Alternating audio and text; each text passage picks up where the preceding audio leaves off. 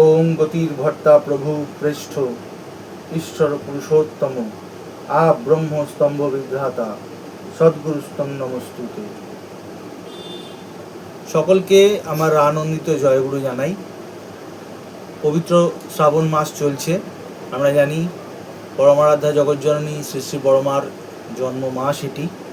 তাই আমরা যারা পরম দয়াল শ্রী শ্রী ঠাকুরের চরণাশ্রিত হওয়ার সৌভাগ্য পেয়েছি, আমাদের কাছে তারই সহধর্মিনী পরম আরাধ্যা জগজ্জননী শ্রী শ্রী বড়মার এই জন্ম মাস অত্যন্ত পবিত্র একটি মাস এবং অত্যন্ত সুখের সময় বহনকারী একটি মাস। কারণ এই সময় ধরাধামে অবতীর্ণ হয়েছিলেন বিশ্বজননী পুরুষোত্তম জায়া শ্রী শ্রী বড়মা।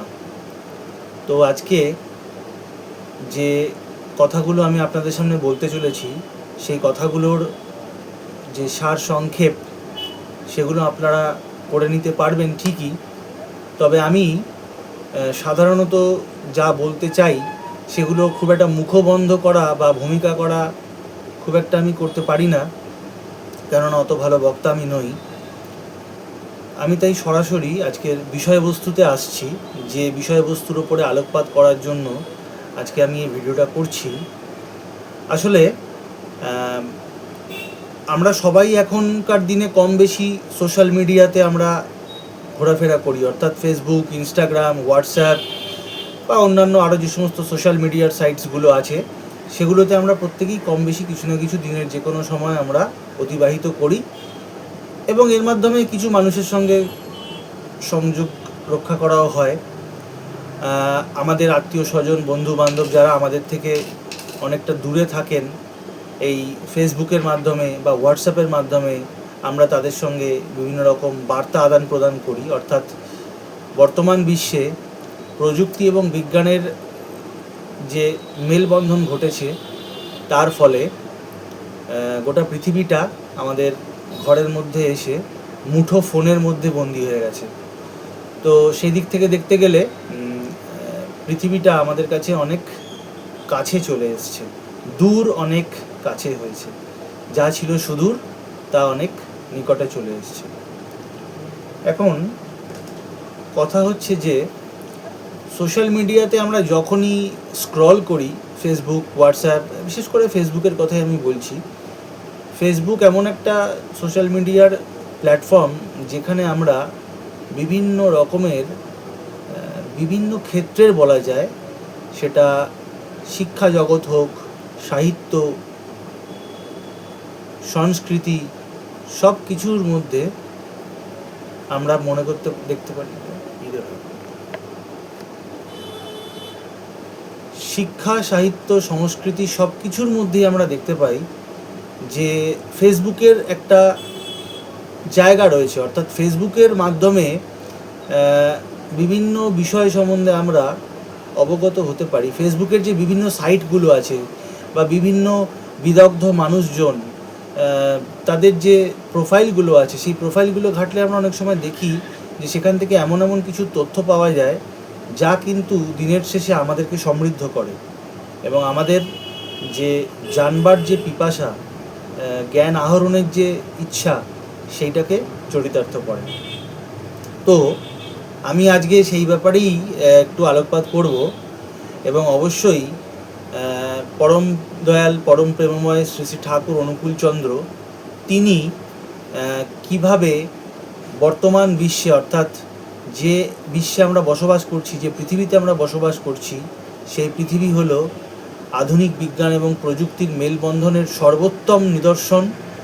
এবং এই মানব সভ্যতা, বর্তমানে যে মানব সভ্যতা আমরা দেখতে পাচ্ছি বা যে মানব সভ্যতার অংশ আমরাও সেই বিজ্ঞান এবং প্রযুক্তিগত উন্নয়নের চূড়ান্ত ফসলকে আমরা বিভিন্ন রকমভাবে উপভোগ করছি আমাদের দৈনন্দিন জীবনে। শ্রী শ্রী ঠাকুর অনুকূলচন্দ্র তিনি যে সময়টা ধরাধামে অবতীর্ণ হয়েছিলেন 1888, সেই সময়টা কিন্তু বিজ্ঞান বা প্রযুক্তি বিভিন্ন ক্ষেত্রে এতটা প্রাগ্রসর ছিল না, অর্থাৎ এতটা উন্নতি কিন্তু করেনি। শ্রী শ্রী ঠাকুর যে সময়ে সমসাময়িক পৃথিবীতে তিনি জন্মগ্রহণ করেছেন এবং তিনি বেড়ে উঠেছেন, তার বাল্যজীবন, তার কৈশোর জীবন, তার যৌবন, তার প্রৌঢ়ত্ব, তার বার্ধক্য, এই যে সমগ্র জীবনের যে ব্যাপ্তি, এই ব্যাপ্তির যে সময়টা, এই সময়টায় আমরা দেখতে পেয়েছি যে তখন কিন্তু দিনকাল একরকম ছিল, মানুষজন এক ধরনের ছিলেন, এবং সত্যি কথা বলতে বিজ্ঞান এবং প্রযুক্তিগত উন্নতি হলেও, একটু একটু করে হতে থাকলেও, বর্তমানে 2026 সালে দাঁড়িয়ে আমরা যে ধরনের বৈজ্ঞানিক এবং প্রযুক্তিগত উন্নতির সম্মুখীন হয়েছি, এতটাও কিন্তু তার সময় ছিল না। কিন্তু তিনি তো যুগন্ধর জনার্দন, তিনি তো যুগ পুরুষোত্তম, তিনি হচ্ছেন যুগের প্রতীক, এবং পূর্ব সমস্ত মনীষীদের, গুরুদের, অধ্যাত্মবাদীদের পরিপূরক। তিনি হচ্ছেন একটা কালমিনেশন, অর্থাৎ তার মধ্যে আমরা বিশ্বের সমস্ত রকমের, বিশ্বের সমস্ত অস্তিত্বকে আমরা খুঁজে পাই। তার মধ্যে আমরা বিশ্বের সমস্ত মনীষী, বৈজ্ঞানিক, দার্শনিক, চিন্তাবিদ, রাজনৈতিক নেতৃবৃন্দ, সমস্ত বিখ্যাত এবং প্রবাদ প্রতিম মানুষের যে চিন্তা ভাবনা, তারই অনুরণন, তারই প্রতিধ্বনি শোনা যায় শ্রী শ্রী ঠাকুরের অমীয় বাণী গ্রন্থে। অমীয় বাণীগুলো শ্রী শ্রী ঠাকুরের যে মুখ থেকে সেই বাণীগুলো যেমন উচ্চারিত হয়েছে, যত বাণী তার মুখ থেকে উচ্চারিত হয়েছে বিভিন্ন প্রসঙ্গে, ভক্তরা তার কাছ থেকে বিভিন্ন প্রসঙ্গে জেনে নিয়েছেন, প্রশ্ন করেছেন বিভিন্ন বিষয়ের ওপরে। তখন তার পরিপ্রেক্ষিতে ঠাকুর যে কথাগুলো বলেছেন মানব জীবনের বিভিন্ন দিক নিয়ে, মানব সভ্যতার বিভিন্ন দিক নিয়ে, এই সমগ্র বিশ্বের বিভিন্ন সমস্যা এবং তার ঐশী সমাধান স্বরূপ তিনি যে তার শ্রীমুখ নিঃসৃত যে কথাগুলো আমাদের কাছে তুলে ধরেছেন, তা এক একটা যুগসন্ধিকণের বার্তা, অর্থাৎ আলোকবর্তিকা রূপে আমাদের কাছে সেগুলো রয়েছে। আজকে আমি মূল বিষয়ের মধ্যে আসছি। মূল বিষয়ের মধ্যে এই কারণে আসছি, কারণ ভূমিকা করব না বলেও অনেকটা মুখবন্ধ বা গৌরচন্দ্রিকা হয়ে গেছে, আমি বুঝতে পারছি। এবং সরাসরি এবার বিষয়ের মধ্যে আমি আসছি, অর্থাৎ সরাসরি সাবজেক্ট, আমার আলোচনা করার যে বিষয়বস্তু তাতে আসছি। আজকে ফেসবুক ঘাঁটতে ঘাঁটতে হঠাৎ করে এই কিছুক্ষণ আগে একজন বিখ্যাত চিকিৎসক, তিনি প্রবাসী চিকিৎসক, তিনি ভারতে থাকেন না, তিনি ভারতীয় বংশোদ্ভূত, তিনি ইউএসএতে অর্থাৎ মার্কিন যুক্তরাষ্ট্রে তিনি প্র্যাকটিস করেন। তিনি একজন বিখ্যাত গ্যাস্ট্রোএন্টেরোলজিস্ট। তো তিনি একজন চিকিৎসা বিজ্ঞানী, তিনি শুধু চিকিৎসক নয়। মার্কিন মুলুকে তিনি শুধু চিকিৎসা করেন তা নয়, তিনি একজন চিকিৎসা বিজ্ঞানী, অর্থাৎ চিকিৎসা বিজ্ঞানের বিভিন্ন ক্ষেত্রে প্রতিদিন যে নিত্য নতুন আবিষ্কার ঘটে চলেছে সেই সম্বন্ধে তিনি কিন্তু ফেসবুকে লেখালেখি করেন। তো তার এই ফেসবুক লেখালেখির মধ্যে দিয়ে আমরা অনেক সময়, আমি যেহেতু তাকে, তার প্রোফাইলটা ব্যক্তিগতভাবে ফলো করি, তো আমি বিভিন্ন বিষয় তার এই লেখালেখির মধ্যে দিয়ে জানতে পারি। তো আজকে হঠাৎ করে একটু আগে তার একটা পোস্ট আমি দেখলাম, সেখানে তিনি লিখেছেন যে FDA অর্থাৎ ফুড অ্যান্ড ড্রাগ অ্যাডমিনিস্ট্রেশন, এই ফুড অ্যান্ড ড্রাগ অ্যাডমিনিস্ট্রেশনটা হচ্ছে মার্কিন যুক্তরাষ্ট্রের একটি সংস্থা, এবং এই সংস্থাটি এতটাই প্রভাবশালী একটি সংস্থা যে সারা বিশ্বে চিকিৎসা ক্ষেত্রে যত নতুন নতুন ধরনের ওষুধ, পথ্য বা পদ্ধতি, বিভিন্ন জটিল রোগ থেকে শুরু করে একদম সাধারণ ঘরোয়া হাঁচি, কাশি, সর্দি, পেট খারাপ, বদহজম, সমস্ত রকমের মানুষের যত রকমের রোগ হতে পারে, সেই রোগের প্রতিকার স্বরূপ যে ধরনের ওষুধ বা চিকিৎসা ব্যবস্থা নিত্য নতুন আবিষ্কৃত হয়, সেই চিকিৎসা ব্যবস্থা বা সেই ওষুধগুলোকে, সেই চিকিৎসা ব্যবস্থা বা সেই ওষুধগুলোকে বা সেই চিকিৎসা পদ্ধতিগুলোকে অনুমোদন দানকারী সংস্থাটির নাম হচ্ছে FDA, যে ফুড অ্যান্ড ড্রাগ অ্যাডমিনিস্ট্রেশন। তো আজকে ওই বিখ্যাত প্রথিতযশা চিকিৎসকের ফেসবুক প্রোফাইলে আমি দেখলাম উনি শেয়ার করেছেন যে FDA অর্থাৎ food and drug administration of America, এরা নতুন এক ধরনের চিকিৎসা পদ্ধতিকে মান্যতা দিয়েছে, অ্যাপ্রুভ করেছে ক্যান্সারের চিকিৎসা হিসেবে। এবং সেই পদ্ধতিটি কি? সেই পদ্ধতিটি হচ্ছে শব্দ তরঙ্গ প্রয়োগ করে মনুষ্য শরীরে ক্যান্সার অ্যাফেক্টেড যে সেলগুলো আছে সেই সেলগুলোর মধ্যে দিয়ে একটা নির্দিষ্ট ফ্রিকোয়েন্সিতে শব্দ তরঙ্গ প্রয়োগ করে ক্যান্সারের চিকিৎসা করা যায় এবং তাতে ভালো রেজাল্ট পাওয়া গেছে, অত্যন্ত সুফল ফলেছে। বিশ্বাস করুন, এই খবরটি জানার পরে, এই খবরটি পড়ার পরে আমি সঙ্গে সঙ্গে, একদম সঙ্গে সঙ্গে ফ্ল্যাশব্যাকে চলে গেলাম। কোথায় চলে গেলাম? 1888 সেই মহান পুরুষ, তার জন্মলগ্ন, তার আবির্ভাব, তার পদধূলি যে মাটিতে পড়েছিল, সেই পাবনায় আমার মন চলে গেল। হ্যাঁ, আমি তখন জন্মাইনি ঠিকই, আমি কেন, তখন আমার স্বর্গীয় পিতৃদেবও সেই সময় জন্মাননি, পরম দয়াল শ্রী ঠাকুর যে সময় আবির্ভূত হয়েছিলেন। কিন্তু প্রবীণ ঋত্বিকগণের মুখে, প্রবীণ কর্মীদের মুখে যেরকম বর্ণনা শুনেছি, পাবনা, হিমায়তপুর, পদ্মা, শ্রী শ্রী ঠাকুর পদ্মাচরে গড়ে ওঠা সৎসঙ্গ আশ্রম, সেই বর্ণনা শুনে কিছুটা কাল্পনিকভাবে নিজের মন ফিরে গেল সেই পদ্মা তীরে, সেই পদ্মাচরে, শান্ত নিস্তব্ধ পদ্মাচরে, যেখানে পরম দয়াল শ্রী শ্রী ঠাকুর নিঃশব্দে তার লীলাভূমি রচনা করেছিলেন। আমি তখন ভাবতে লাগলাম যে সময় পরম দয়াল শ্রী শ্রী ঠাকুর বেড়ে উঠছেন একটু একটু করে মাতা মনমোহিনীর অঙ্কে, মাতা মনমোহিনীর কোল আলো করে যে সময় তিনি বেড়ে উঠছেন, বা তার পরবর্তীকালে তিনি যে সময় তার কৈশোর উত্তীর্ণ করে তিনি যখন যৌবনে পদার্পণ করেছেন, তাকে ঘিরে যখন মানুষের মৌতাত লেগে থাকতো, সেই সময় এবং পরবর্তীকালে পরম দয়াল শ্রী শ্রী ঠাকুরের যে অনুসন্ধিৎসু মন, সেই অনুসন্ধিৎসু মন বারবার ছুটে গেছে প্রকৃতির অজানা রহস্যকে ভেদ করার জন্য। একজন ধর্মগুরু হিসেবে নয়, একজন বৈজ্ঞানিকের দৃষ্টিভঙ্গি নিয়ে সমস্ত জিনিস তিনি দেখতেন, এবং তার ফলে তিনি বিজ্ঞানের এমন কিছু কথা, এবং তার ফলে তিনি বিজ্ঞানের এমন কিছু দিক নির্দেশ আমাদের দিয়ে গিয়েছিলেন বা দিয়ে গেছেন, যা আজও হয়তো বর্তমান প্রজন্মকে এখনও সেইভাবে স্পর্শ করেনি।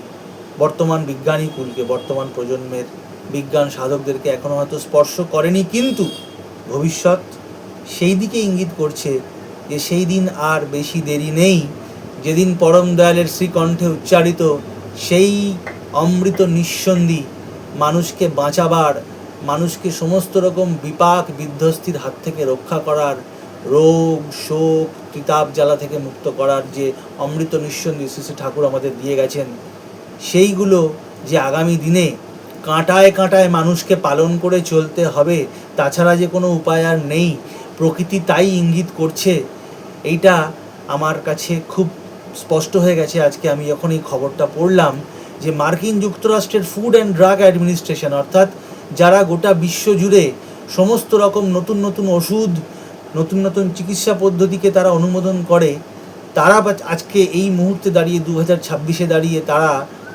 একটা তত্ত্বকে তারা মান্যতা দিয়েছেন যে ক্যান্সার অ্যাফেক্টেড মানুষের যে কোনো অর্গান, অর্থাৎ ক্যান্সার বা কর্কট রোগ, দুরারোগ্য কর্কট রোগ আক্রান্ত যে মানুষের যে বিভিন্ন অঙ্গ প্রত্যঙ্গ আছে, তার মধ্যে দিয়ে নির্দিষ্ট তরঙ্গে, নির্দিষ্ট স্পন্দনের একটা নির্দিষ্ট তরঙ্গে শব্দ প্রেরণ করলে সেখানে ক্যান্সারের চিকিৎসা খুব ভালোভাবে করা যায় এবং তাতে সুফল পাওয়া যায়।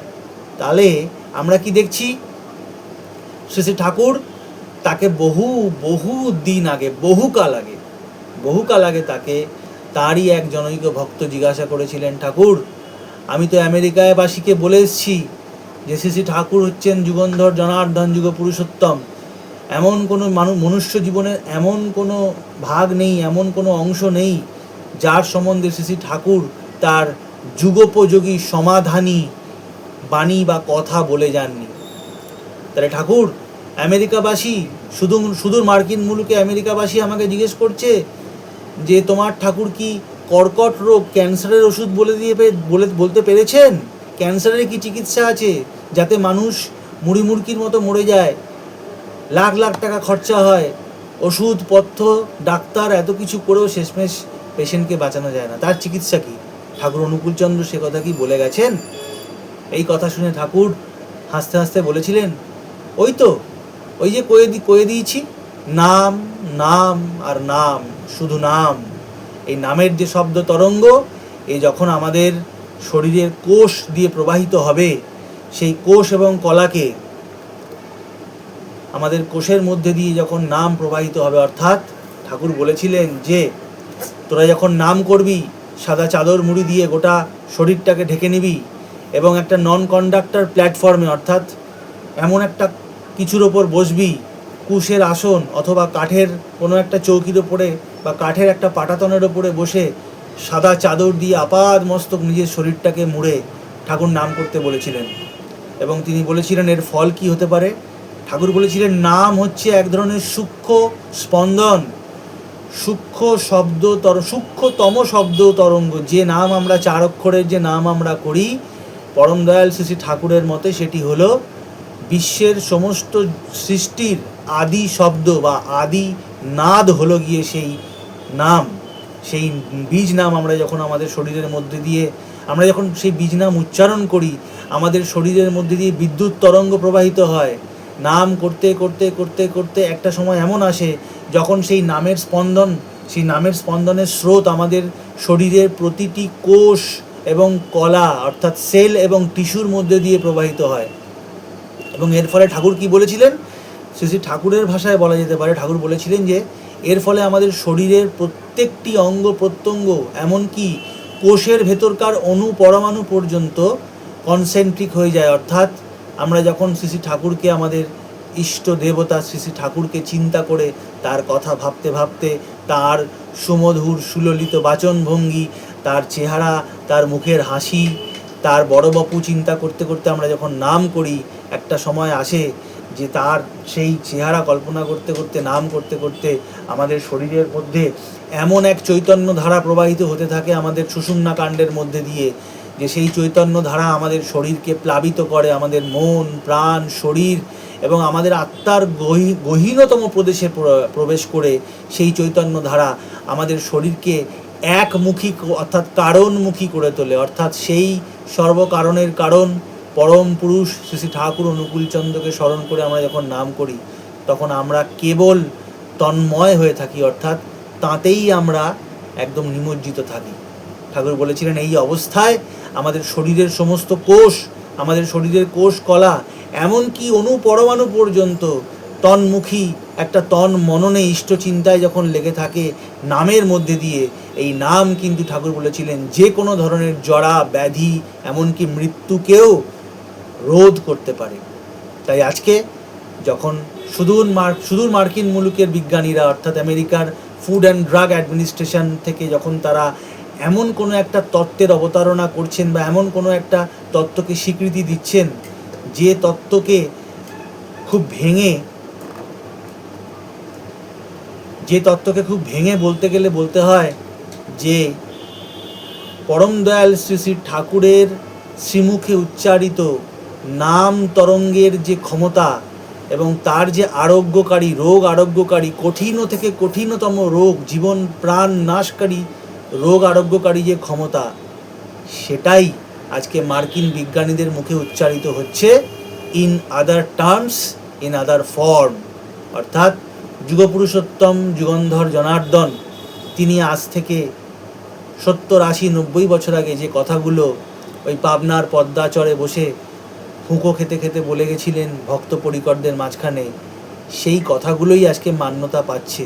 আপনারা দেখুন, শুধু চিকিৎসা বিজ্ঞান বলে নয়, শুধু শরীর বিজ্ঞান বলে নয়, পরম দয়াল শ্রী শ্রী ঠাকুর আমাদের জীবন, আমাদের দাম্পত্য জীবন, আমাদের রাষ্ট্র জীবন, আমাদের ব্যক্তি জীবন, আমাদের শিক্ষাগত যোগ্যতা এবং আমরা কিভাবে শিক্ষা আহরণ করব, আমরা কিভাবে বিবাহ আদি সম্পন্ন করব, আমরা আমাদের খাদ্যখানা, পোশাক পরিচ্ছদ, পরণ পরিচ্ছদ কীরকম হবে, এই সব কিছুর ওপর যে নির্দেশিকা, যে অমৃত নিঃসন্দি আমাদেরকে দিয়ে গেছেন, আজকে কিন্তু বিশ্বের বহু জায়গায় এইগুলো নিয়ে রিসার্চ শুরু হয়েছে।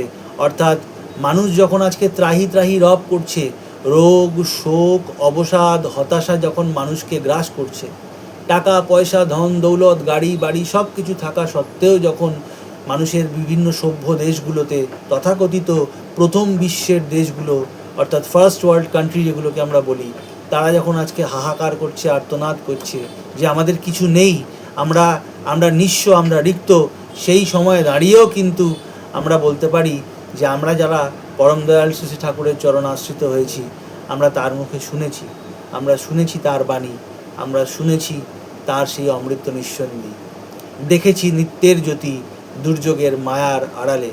তাই মাভৈ আমরা সৎসঙ্গীরা আমরা জানি পরম দয়াল শ্রী শ্রী ঠাকুর অনুকূলচন্দ্র তিনি নররূপে আমাদেরই মতো সাধারণ মানুষের রূপ পরিগ্রহ করে এই ধরাধামে এসেছিলেন, কিন্তু তিনি হচ্ছেন ঈশ্বরের চেতন বাংময় রূপ। তাই তিনি যে কথা আমাদেরকে বলে গেছেন, সেটা আমাদের বিবাহ জীবন হতে পারে, সেটা আমাদের ব্যক্তি জীবন হতে পারে, সেটা আমাদের রাষ্ট্রীয় জীবন হতে পারে, আমাদের রাজনৈতিক জীবন হতে পারে, আমাদের রোগ শোক ব্যথা বেদনা জ্বালা যন্ত্রণা, এই সব কিছু ব্যাপারে তিনি যে তার অমোঘ অমীয় নিঃসন্দি আমাদের সামনে উচ্চারণ করে গেছেন তার শ্রীমুখে সুদীর্ঘ 81 বৎসরের জীবনকাল ধরে, তা আমাদের কাছে আজকে একটু করে প্রস্ফুটিত হচ্ছে। ঠিক রাত্রির অবসানে যখন আস্তে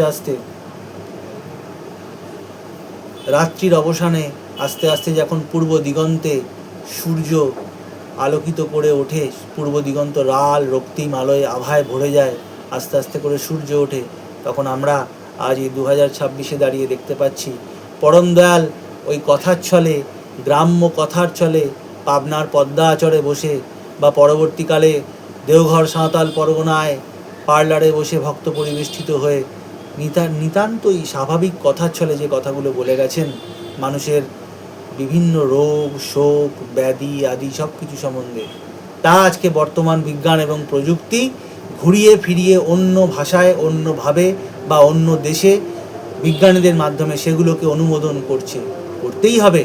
কেননা শ্রী শ্রী ঠাকুর যে সমস্ত কথাগুলো বলে গেছেন সেগুলো একটাও প্রাকৃতিক কথার বাইরে নয়, অর্থাৎ সব কটা হচ্ছে বিধিসম্মত কথা। প্রকৃতি অর্থাৎ বিধি যেভাবে প্রতিষ্ঠিত হয়ে আছে, যা করলে যা হয়, এটাই হলো বিধি, এটাই হলো প্রকৃতি।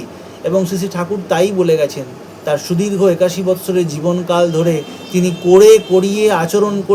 আচরণ করিয়ে দেখিয়ে দিয়ে গেছেন যে বিধিকে অবজ্ঞা করলে কি হতে পারে আর বিধিকে মানলে কি হতে পারে।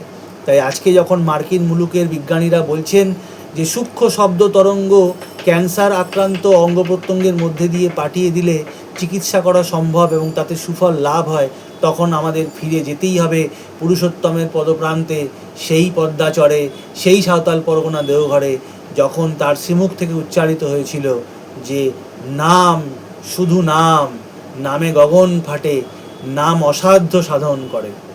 তাই আসুন আমরা পরম দয়ালের রাতুল চরণে প্রার্থনা জানাই যে প্রভু তোমার কথা চারিদিকে ছড়িয়ে পড়ুক আমাদের মধ্যে দিয়ে, প্রতিটি ব্যষ্টি, প্রতিটি পরিবার, প্রতিটি পাড়া, প্রতিটি সমাজ, প্রতিটি রাষ্ট্রের মধ্যে দিয়ে তোমারই অমৃত নিঃসন্দি, তোমার জীবন বৃদ্ধির বার্তা ছড়িয়ে পড়ুক, দিকে দিকে ঘোষিত হোক। তোমার জয় হোক ঠাকুর, তুমি জয়যুক্ত হও।